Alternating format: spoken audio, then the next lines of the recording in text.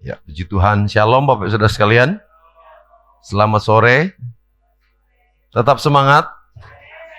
Ada yang kena hujan datang ke gereja? Ya, puji Tuhan ya. Kita mengucap syukur dalam segala situasi. Kita tetap semangat untuk datang ke gereja, datang memuji Tuhan, datang bersama-sama bersekutu dengan Tuhan.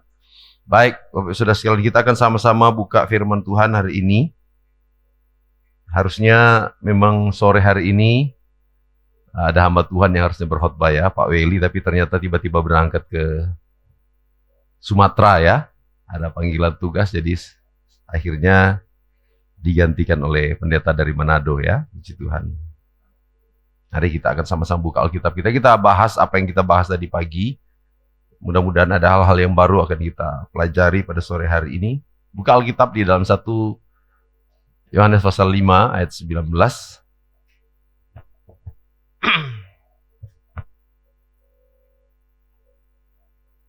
Ya.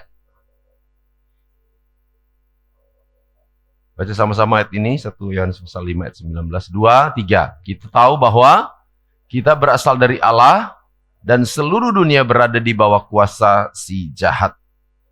Tadi pagi kita sudah bahas beberapa hal bahwa memang ayat ini menegaskan dua hal, Bapak Saudara sekalian, bahwa saya dan Bapak Ibu Saudara sekalian adalah berasal dari Allah atau buatan Allah. Kita semua dipilih, kita dijadikan oleh Allah. Ya. Dan kemudian di bagian kedua, bahwa ternyata ya di mana kita berada saat ini, ya, atau dunia yang kita pijak hari ini, ternyata Alkitab jelaskan bahwa sementara ya ada di bawah kuasa si jahat. Ya. Dua hal ini kalau kita renungkan baik-baik Bapak Saudara sekalian, harusnya kita menyadari bahwa walaupun dunia ini dikuasai oleh si jahat, tetapi kita harus yakin bahwa kita ini adalah berasal dari Allah. Berarti kita akan dilindungi, kita pasti dijaga, kita pasti dipelihara oleh Tuhan. Ya. Cuma masalahnya kadang-kadang ketika kita tidak menyadari itu, kita akhirnya terbawa, kita akhirnya tergerus oleh keadaan, sehingga kemudian akhirnya kita tidak memunculkan perbedaan, ya. Kenapa? Kita terpengaruh, kita terbawa oleh arus, sehingga hidup kita yang seharusnya berbeda, kata firman Tuhan, kita harus memancarkan terang, sehingga ada orang-orang yang melihat hidup kita memuliakan Tuhan. Ternyata itu tidak terjadi. Kenapa? Karena kita sudah terbawa, kita sudah sama saja, ya. Kita sama saja dengan apa yang terjadi di dunia ini, Bapak Saudara sekalian. Tidak ada perbedaan sama sekali. Nah, harusnya kita memunculkan perbedaan, bahwa saya anak Allah, walaupun saya hidup di dunia yang dikuasai oleh roh jahat, tetapi saya harus tetap melakukan hal-hal yang sesuai dengan kehendak Tuhan, karena kita ini adalah anak Allah, kita berasal dari Allah. Ya. Bahkan ketika Allah memilih kita, ya, boleh ditampilkan lagi Bapak Saudara sekalian. Mari Efesus pasal 2 ayat 8 dan 9.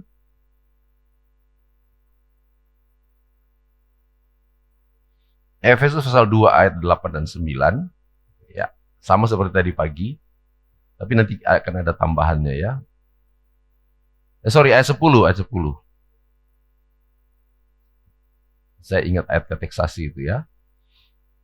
Firman Tuhan berkata, karena kita ini adalah buatan Allah, diciptakan dalam Kristus Yesus untuk melakukan pekerjaan yang baik, yang dipersiapkan Allah sebelumnya. Ia mau supaya kita hidup di dalamnya. Kita buatan Allah, kita diciptakan oleh Allah secara jasmani. Tapi kemudian karena manusia itu sudah berdosa, akhirnya kita diciptakan menjadi ciptaan baru di dalam Yesus Kristus, karena kita percaya kepada Yesus, kata firman Tuhan. Nah, kalau kita diciptakan menjadi ciptaan baru di dalam Kristus, artinya kita dipersiapkan untuk pekerjaan yang baik. Kita dipanggil oleh Tuhan untuk mencapai setiap tujuan-tujuan yang baik yang Tuhan sediakan. Kita dipersiapkan untuk melakukan pekerjaan-pekerjaan yang baik. Walaupun memang kita ada di dalam dunia, ada di dalam situasi di mana kita itu hidup di wilayah di mana ada kuasa kegelapan yang sangat berpengaruh, yang sangat mempengaruhi kita. Ya.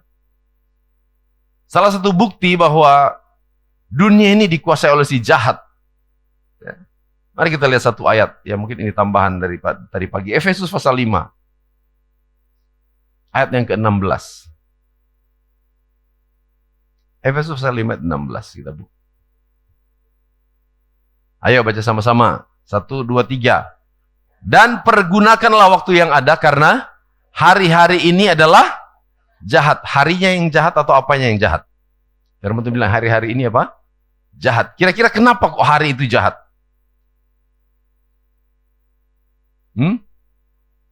Kenapa hari kok dibilang jahat? Sebutnya bukan harinya yang jahat, tapi kondisi atau suasana. Apa yang berlangsung di hari-hari itu, ada begitu banyak kejahatan, ada begitu banyak hal yang mengarah kepada kejahatan. Itu terbukti nggak Bapak Saudara sekalian? Jahat nggak hari-hari ini? Ya, siapa yang merasakan bahwa hari-hari ini jahat? Bukan harinya yang jahat, ya. Tapi apa yang terjadi itu yang jahat, ya. Bagaimana nggak jahat, ya? Orang terlantar sudah ditampung baik-baik, diterima, tiba-tiba nusuk kita dari belakang, ya. Jadi ada orang-orang yang kita sudah punya niat baik, kita berencana yang baik untuk mereka, tapi ternyata karena memang dunia dikuasai oleh si jahat, tetap aja mereka berbuat jahat, ya. Sudah ditampung baik-baik, dikasih makan, dikasih tempat tinggal, malah bawa lari barang-barang kita, ya. Ini itu jahat Bapak Saudara sekalian. Ada yang baru mengalami? Oh ada, ya.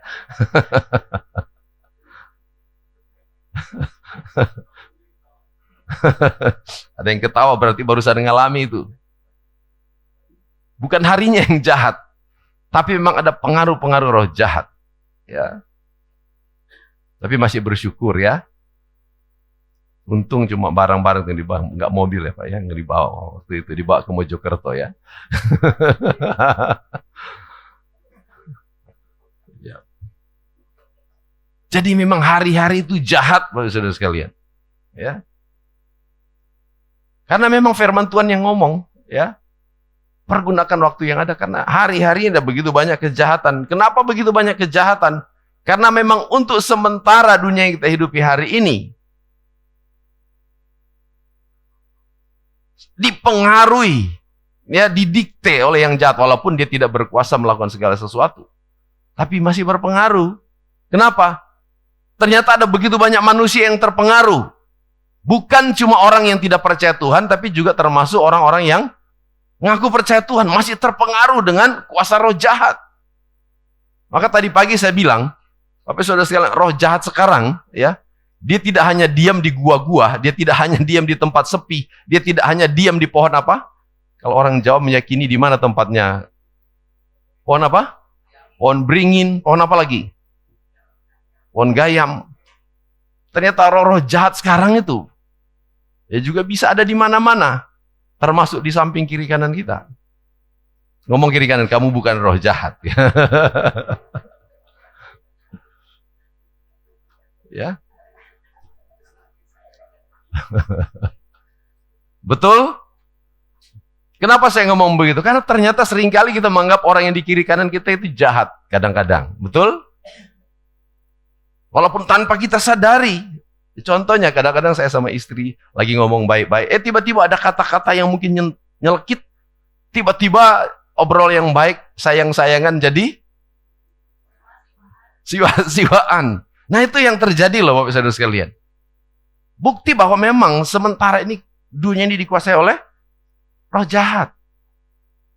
Yang tadinya juga mungkin dia tidak mau berbuat jahat, ya, tapi karena tiba-tiba digoda terus, ayo, ya kan? Iblis kan sukanya ngompor-ngompori. Betul?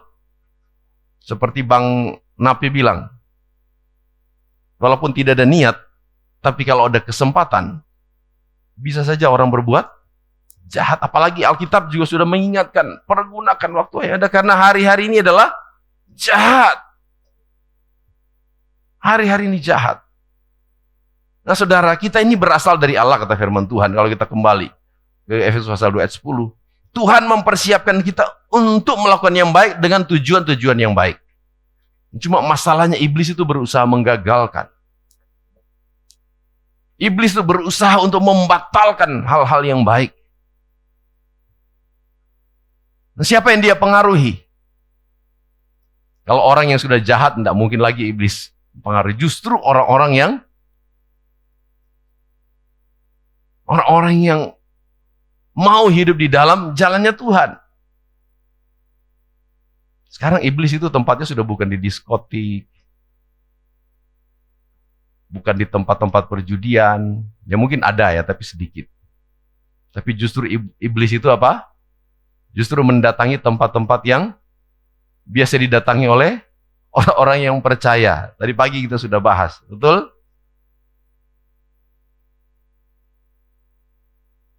Kenapa orang datang ke gereja ngantuk? Ada nggak orang datang ke gereja ngantuk?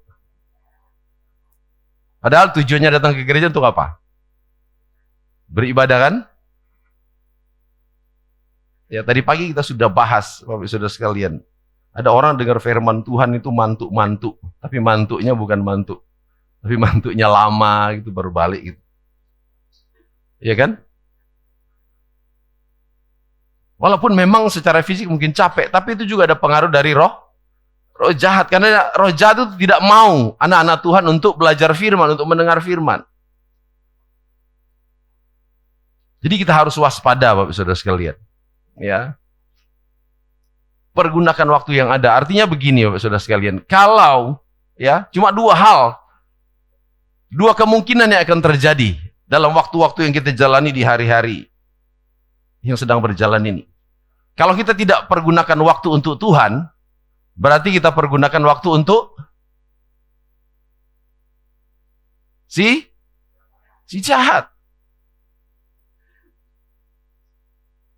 Ini butuh kesadaran, butuh kepekaan, Bapak Saudara sekalian, untuk menggunakan waktu. Karena cuma dua pilihan. Jahat atau baik. Padahal Tuhan menciptakan kita untuk tujuan yang baik.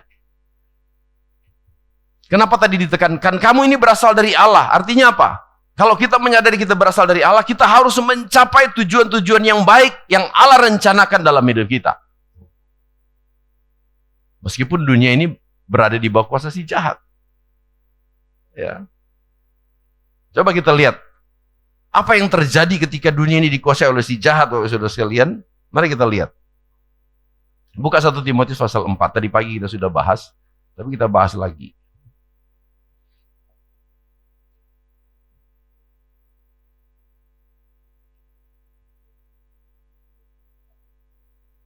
Satu Timotius pasalnya yang ke-4, mulai ayat 1. Firman Tuhan katakan apa?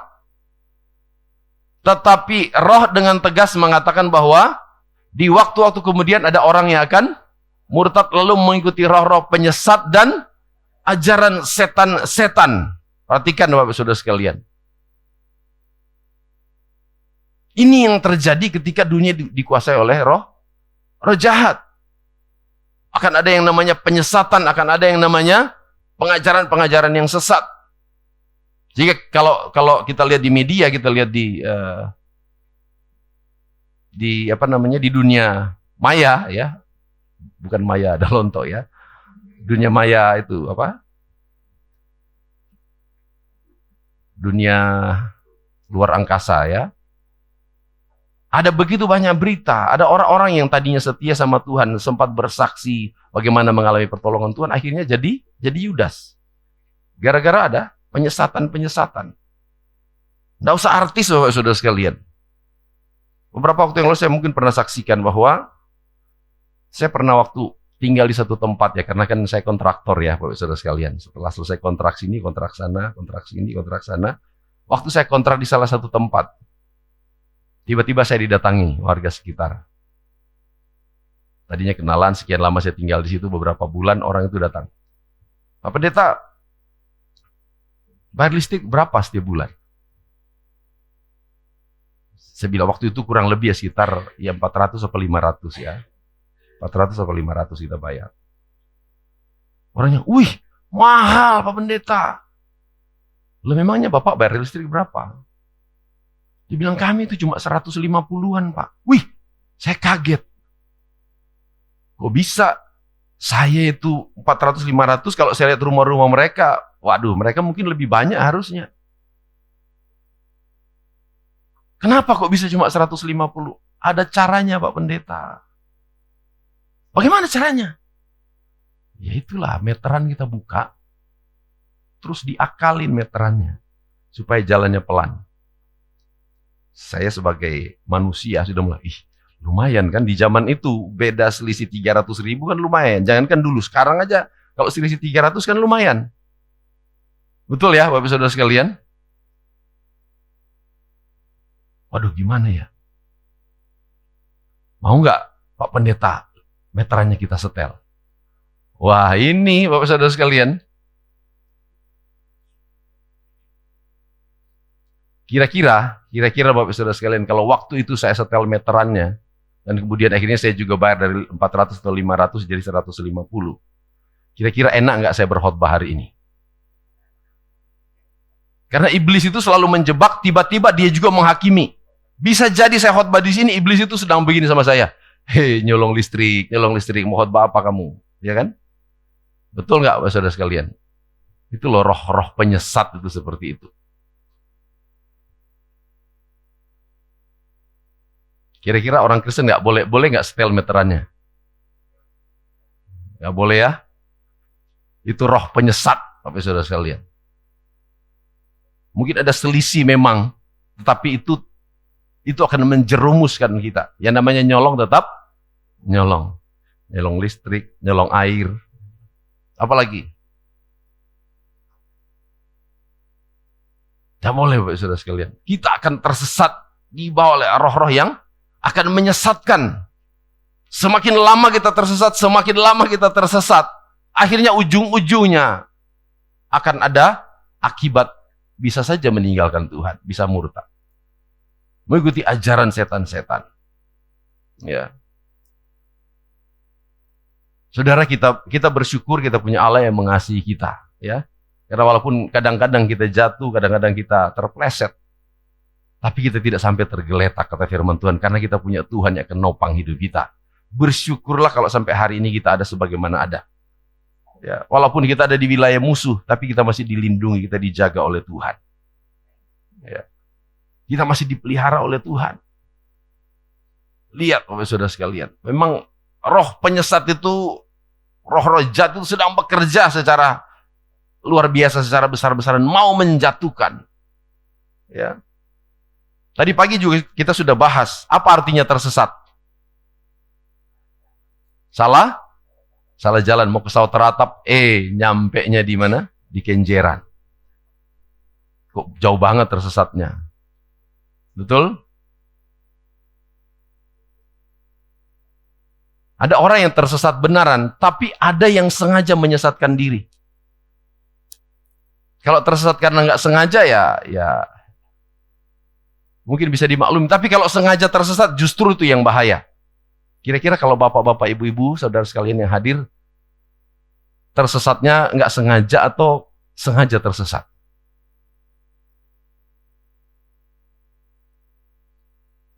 Kalau masih nggak sengaja, ya mungkin masih bisa dimaklumi. Tapi kalau tersesat, artinya apa? Kita sudah tahu jalan yang benar kok sengaja tersesat. Itu justru jangan-jangan kita agennya roh jahat.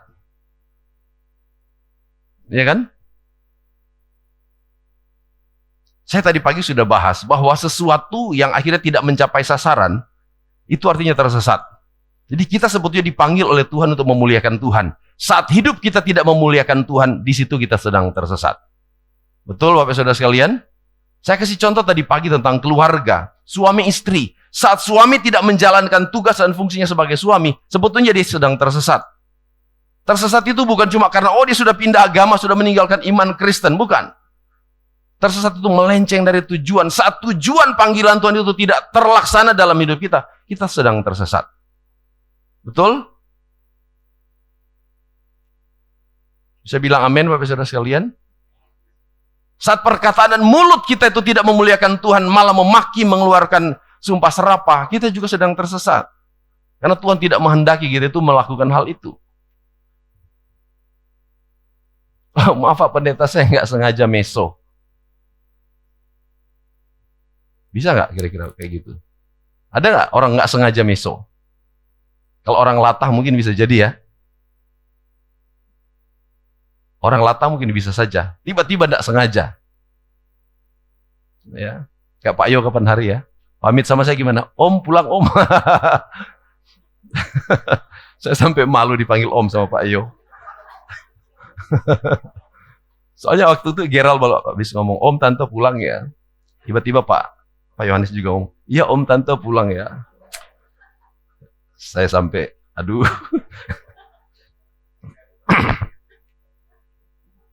Itu namanya enggak sengaja. Tapi kalau, aduh Pak Pendeta maaf saya enggak sengaja selingkuh. Loh. Selingkuh kok enggak sengaja.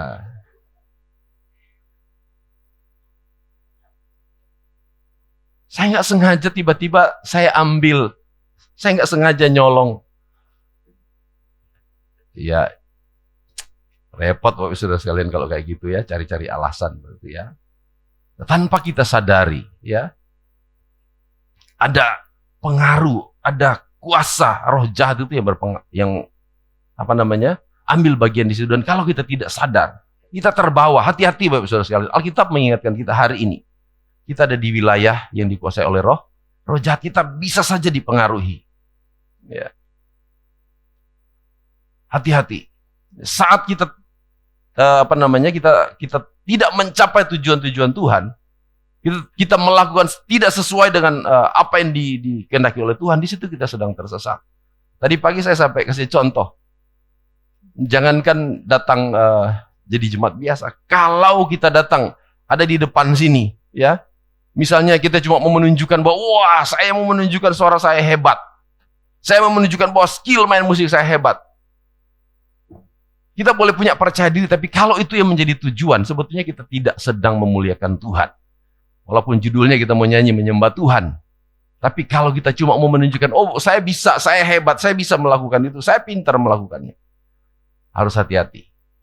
Nah kita sedang ditunggangi oleh kuasa roh jahat. Kita sedang tersesat. Lihat kiri kanan bilang, jangan sampai tersesat. Apalagi kalau sengaja tersesat. Amin Bapak Saudara sekalian. Kita harus hati-hati. Yang kedua, kita cepat saja ya. Ternyata waktunya berjalan begitu luar biasa. Tadi pagi kita sempat bahas juga tentang 2 Timotius pasal 3. Yuk kita baca 2 Timotius pasal 3 ayat 1. Bukti bahwa ternyata dunia ini dikuasai oleh roh jahat.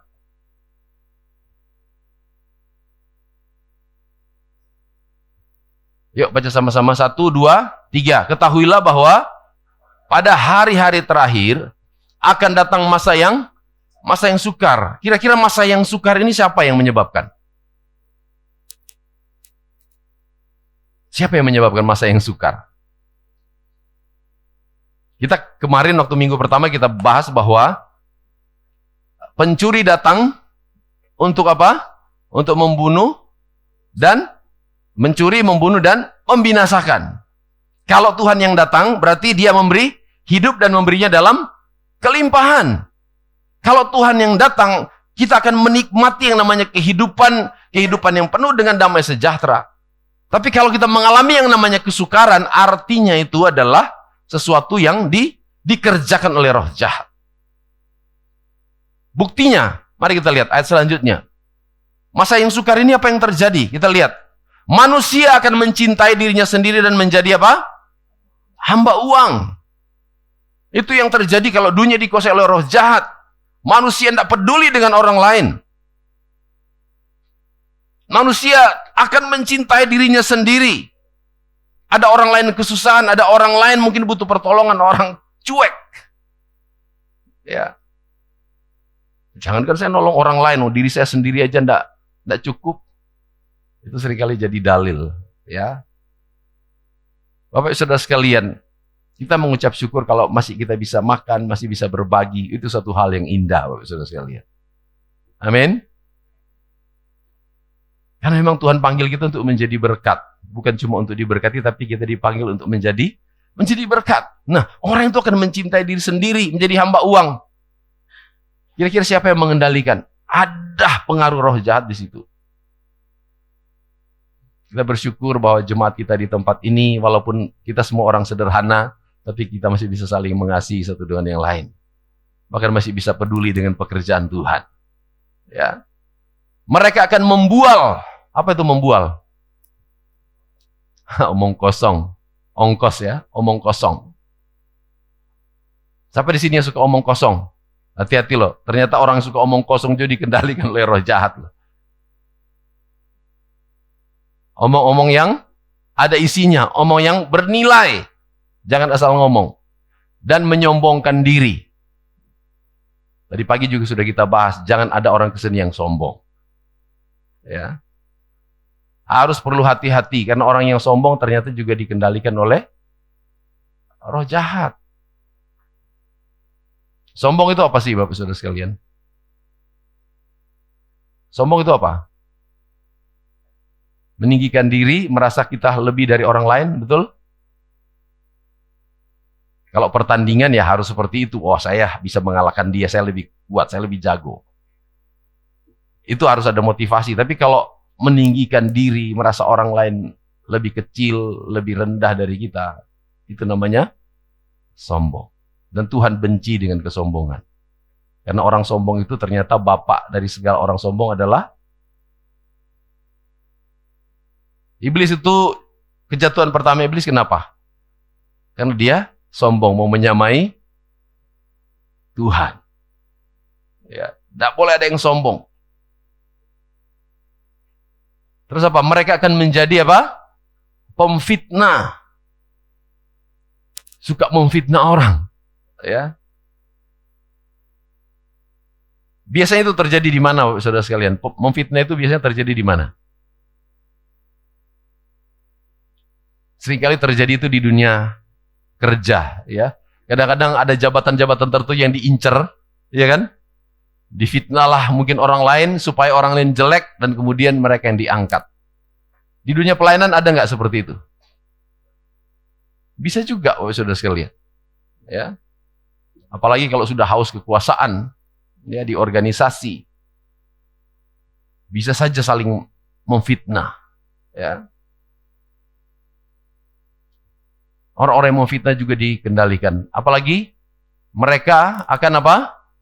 Berontak terhadap orang tua. Tadi pagi juga saya sudah ingatkan, ya, anak-anak muda.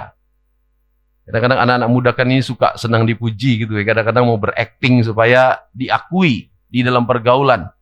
Jika ada anak-anak tertentu yang bangga kalau bisa memberontak sama orang tua. Wih, Isa, hebat kamu bisa menentang orang tua. Ada anak-anak tertentu tuh bangga kayak gitu. Ya, tapi tadi pagi saya sudah ingatkan anak-anak muda jangan sampai berontak terhadap orang tua. Karena kebahagiaan kita, umur panjang itu tuh ditentukan dari saat kita taat dan kita menghargai orang tua. Ya. Tadi sudah hadir semua ya tadi pagi kelihatannya ya. Nah, ada anak muda yang baru ya. Oh, Chelsea ya. Jadi jangan ada yang suka berontak sama orang tua. Masih mungkin kita merasa lebih pinter, kita merasa kita lebih hebat. Orang tuamu cuma lulusan SMP, kamu sudah sarjana, ya STH mungkin S1, S2. Jangan sampai memberontak kepada orang tua. Amin, anak-anak muda. Karena kebahagiaan dan panjang umur ditentukan saat kita taat kepada orang tua. Ya, taat kepada Tuhan Yesus lebih utama. Tapi anak-anak sekarang memang begitu, orang tua belum selesai ngomong sudah dibentak sama anak-anak. Oh, kalau zaman dulu kayak gitu, siap-siap. Ya. Ya kita yang hidup di angkatan saya ya, ke atas, waduh. Orang tua itu cuma anak-anak itu sudah gemetar. Kalau anak-anak sekarang orang tua anak-anak balik.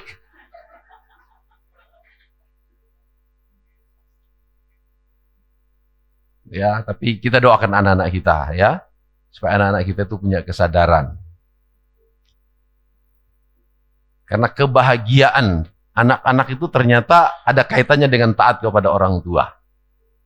Ya, ayo tunjukkan ayatnya Maria. Efesus pasal 6 ayat 1 sampai 3.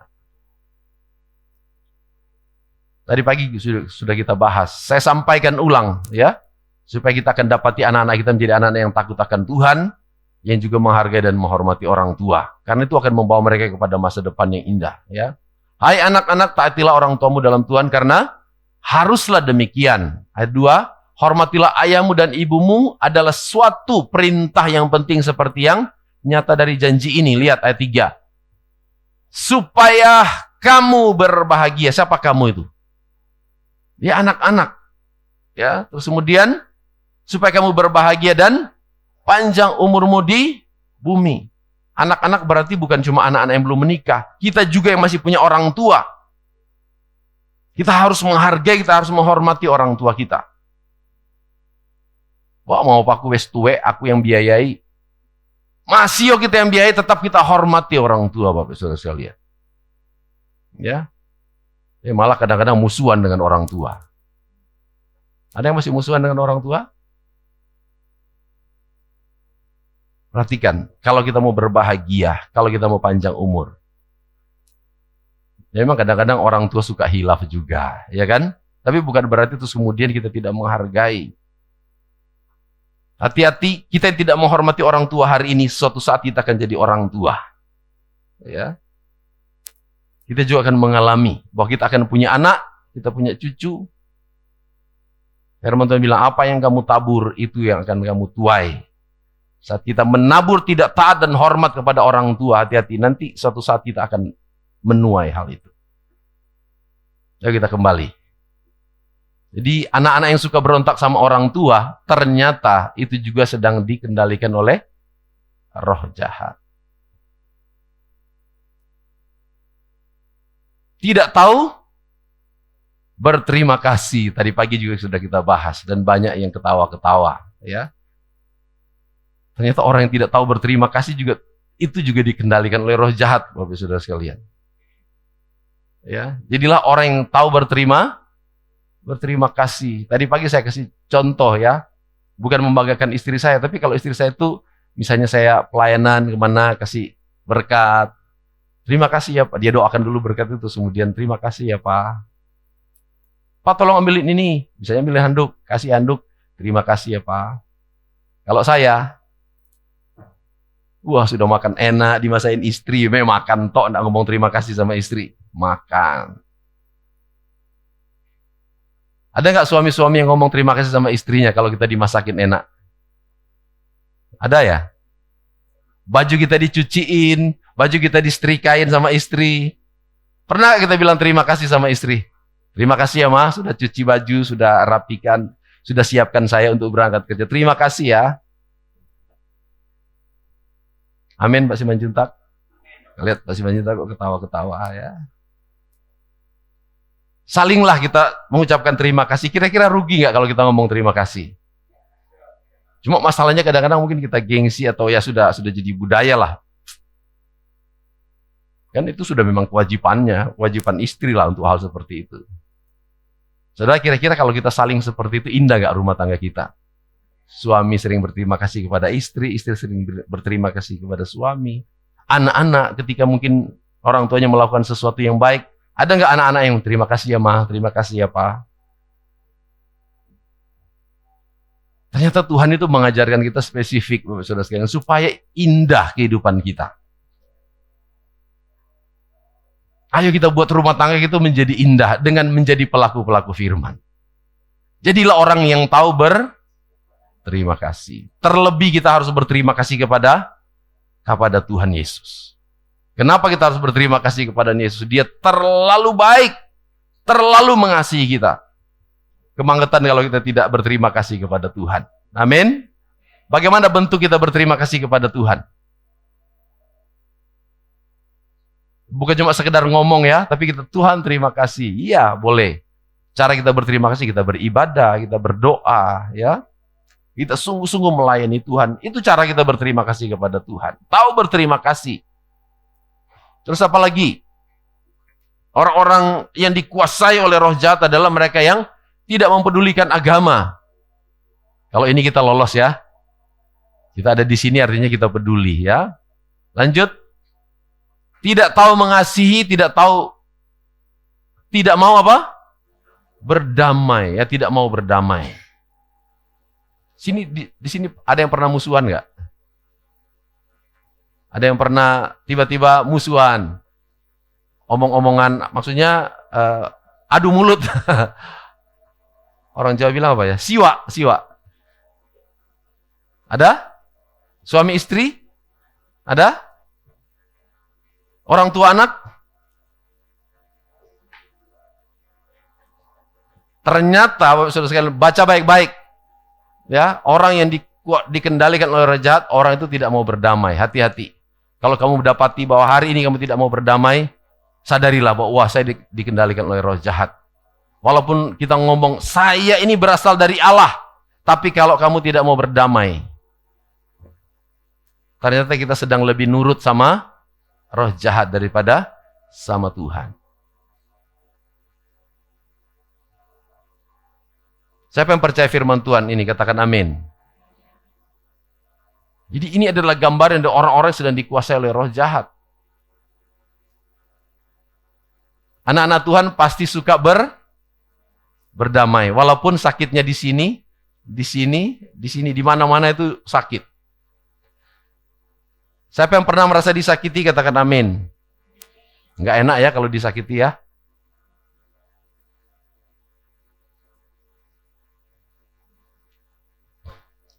Saya boleh nggak pakai bahasa begini?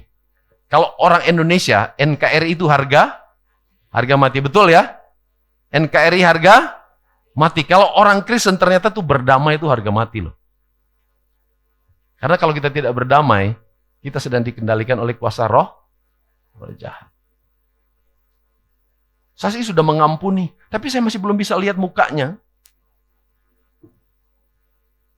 Betulkah sudah mengampuni? Kalau orang yang masih belum bisa lihat mukanya?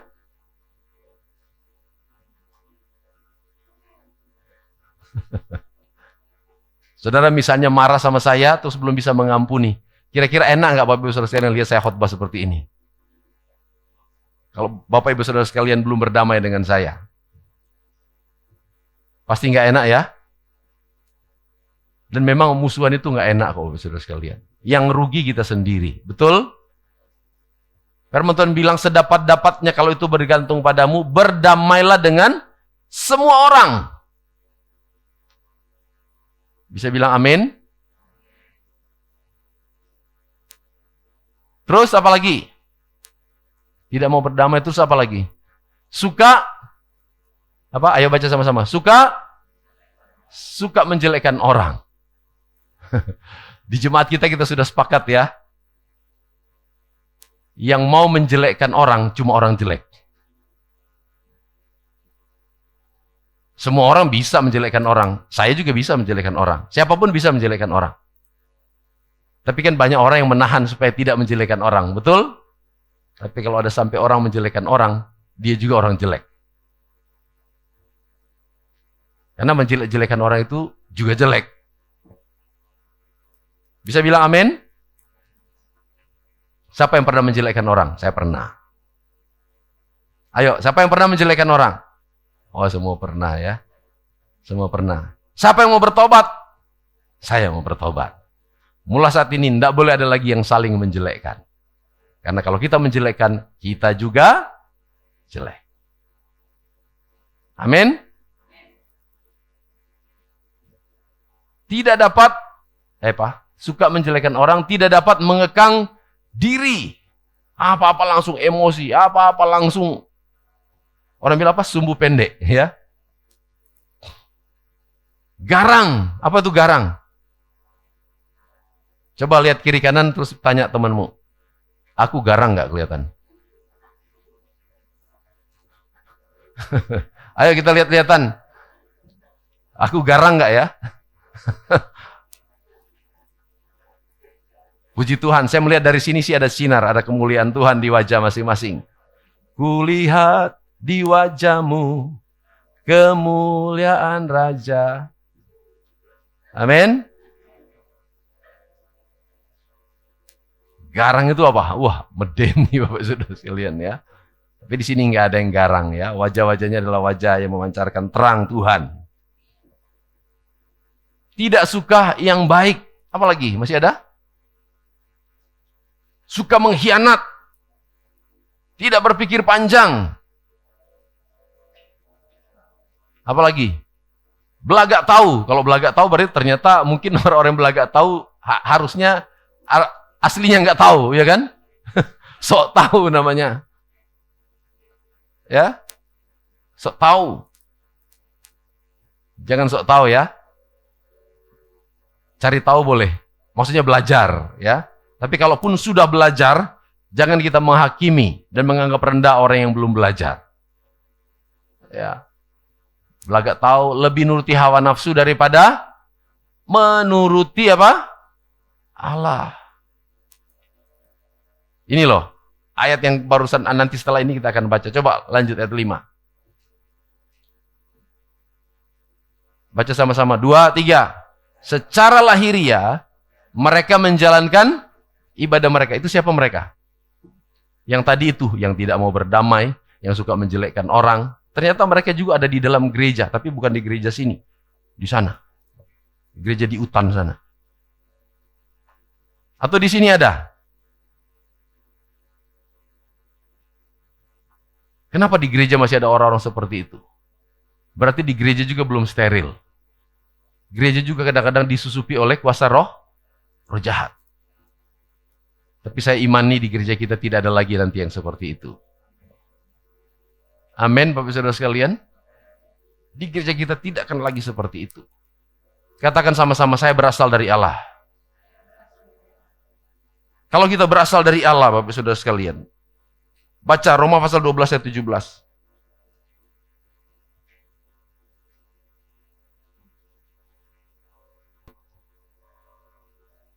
Sama-sama baca Roma 12 ayat 17. 2, 3. Janganlah membalas kejahatan dengan kejahatan. Lakukanlah apa yang baik bagi semua orang. Kenapa kita tidak boleh berbuat jahat kepada orang yang berbuat jahat? Kenapa Bapak Saudara sekalian? Artinya kalau kita berbuat jahat kepada orang yang berbuat jahat kepada kita, kita terpancing. Kita akhirnya sama-sama jahat. Betul? Nah, kita menegaskan kita harus punya garis yang berbeda. Orang duniawi bisa berbuat jahat, tapi kita sebagai anak-anak Tuhan, kita berasal dari Allah. Allah membuktikan walaupun kita jahat kepadanya, tapi dia terus berbuat baik kepada kita. Sebagai orang-orang yang diciptakan Allah, kita berasal dari Allah, kita juga bisa mengikuti teladan Allah kita. Allah bisa berbuat baik kepada orang yang berbuat jahat. Kita juga sebagai anak-anak Tuhan harus berbuat baik, walaupun kadang-kadang kita dijahatin. Sanggup Bapak Saudara sekalian? Yang setuju bisa bilang amin. Mampu nggak kita kira-kira? Jujur tidak mampu. Tidak mampu kita untuk berbuat baik kepada orang yang berbuat jahat. Tapi bisa nggak kita dimampukan? Kita bisa dimampukan. Dengan kekuatan kita sendiri kita tidak mampu.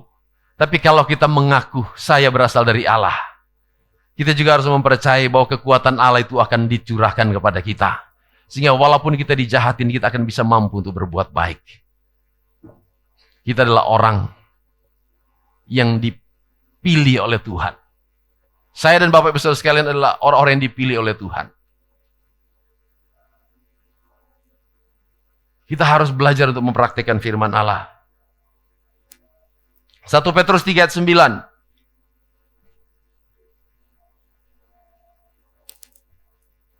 1 Petrus pasal yang ketiga ayat 9. Sama-sama baca 2, 3. Dan janganlah membalas apa? Kejahatan dengan kejahatan atau caci maki dengan caci maki, tetapi sebaliknya hendaklah kamu memberkati karena untuk itulah kamu dipanggil, yaitu untuk memperoleh berkat. Bapak Ibu Saudara sekalian, amini hal ini.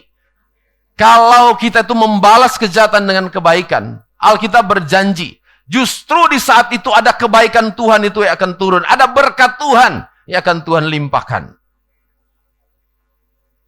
Tapi kalau kita balas kejahatan dengan kejahatan, caci maki dengan caci maki, kita tidak beroleh apa-apa. Kita satu sama. Tapi justru saat kita melakukan sesuatu yang berbeda, Allah berjanji, justru di situ kita dipanggil untuk diberkati. Jadi begini Bapak Saudara sekalian, kalau ada orang yang berbuat jahat kepada kita, katakan ayat ini. saya sedang dipanggil untuk diberkati oleh Tuhan. Kalau orang rugikan kita hari ini mungkin sekian, Tuhan akan ganti dengan sesuatu yang luar biasa. Asal kita punya kemenangan. Kita tidak membalas kejahatan itu dengan kejahatan. Yang setuju katakan amin. Siap Bapak Ibu Saudara sekalian? Siap? Baca ayat paling terakhir. Ya, supaya kita itu bisa mengalami ya kemenangan demi kemenangan. Efesus pasal yang ke-6. Ayat 11. Efesus pasal 6 ayat 11. Sama-sama baca 2, 3. Kenakanlah seluruh perlengkapan senjata Allah supaya kamu apa? Dapat bertahan melawan tipu muslihat iblis. Iblis itu penipu. Ya.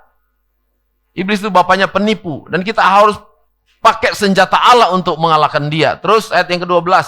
Karena perjuangan kita bukanlah melawan darah dan daging, tetapi melawan pemerintah-pemerintah, melawan penguasa-penguasa, melawan penghulu-penghulu dunia yang gelap ini, melawan roh-roh jahat di udara. 13. Sebab itu ambillah seluruh perlengkapan senjata Allah supaya kamu dapat mengadakan perlawanan pada hari yang jahat itu. Dan tetap berdiri sesudah kamu menyelesaikan segala sesuatu. Mau menang Bapak Saudara sekalian? Ambil seluruh perlengkapan senjata Allah. Ya. Saya cuma mungkin sampaikan ini sebagai clue aja. Nanti kita akan bahas hal ini. Kita akan bahas khusus tentang apa itu senjata Allah. Ya. Artinya apa? Kita harus lawan setiap pengaruh jahat, kuasa-kuasa jahat. Kita harus lawan. Kita tidak menang dengan sendirinya, walaupun Tuhan berkata bahwa kita sudah diberi kemenangan. Tapi ada bagian kita untuk melawan roh-roh jahat di udara. Kita melawan pengaruh-pengaruh jahat. Ya. Ada bagian kita yang harus kita lakukan. Berdiri, ambil perlengkapan senjata, dan kita lawan iblis. Kata firman Tuhan, dia juga pasti undur dari kita.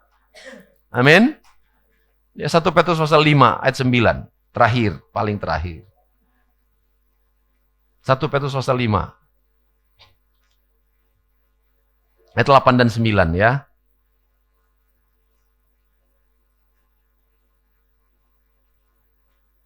Sadarlah dan berjaga-jagalah, lawan musuh iblis berjalan keliling sama seperti singa yang mengaum-ngaum dan mencari orang yang dapat ditelannya. 9. Lawanlah dia dengan iman yang teguh. Jadi jangan kita menyerah. Kalau ada bisikan-bisikan kuasa kegelapan, pengaruh-pengaruh jahat yang mau mengintimidasi hidup kita, yang mau mempengaruhi kita, lawan. Lawanlah dia dengan apa? Iman yang teguh. Kita harus punya iman yang teguh. Sebab kamu tahu bahwa semua saudaramu di seluruh dunia menanggung penderitaan yang sama. Ternyata bukan cuma kita yang mengalami penderitaan, bukan cuma kita yang mengalami intimidasi kuasa kegelapan, bukan cuma kita, tetapi seluruh umat Tuhan di muka bumi. Ya. Mereka tuh akan mengalami hal yang sama. Ya. Atau ayat 10 coba kita lihat. Ayat yang 10. Baca. Dan Allah sumber segala kasih karunia yang telah memanggil kamu dalam Kristus kepada kemuliaannya yang kekal akan melengkapi, meneguhkan, menguatkan, mengokohkan kamu sesudah kamu menderita seketika lamanya. Jadi Tuhan akan memberi kita kekuatan. Berjuanglah karena kita bukan berjuang sendiri. Ada Tuhan yang berjuang akan memberi kita kekuatan. Amin, Bapak Saudara sekalian. Siapa yang percaya bahwa kita akan menang melawan segala pengaruh kuasa roh jahat? Katakan amin. Jadilah menurut iman kita. Mari kita buktikan bahwa penyertaan Allah sempurna dalam hidup kita. Kita tunduk kepala dan kita berdoa.